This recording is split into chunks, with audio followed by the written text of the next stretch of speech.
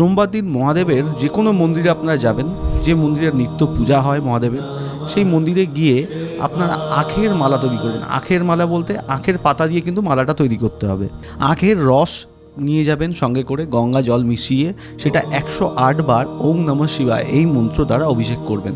আমরা ওং নমঃ শিবায় বলে মহাদেবকে স্নান করাই সবসময় আমরা জানি, এবং চেষ্টা করবেন রুদ্রাক্ষ দ্বারা আবার 108 বার তার নাম জপ করবেন। এবং সেই দিন চেষ্টা করবেন নিরামিষ আহার করার, এবং যথাসাধ্য আপনার সাধ্য মতো আপনি চেষ্টা করবেন গরিব মানুষদেরকে আহার করানোর বা তাদেরকে কোনো দান করার।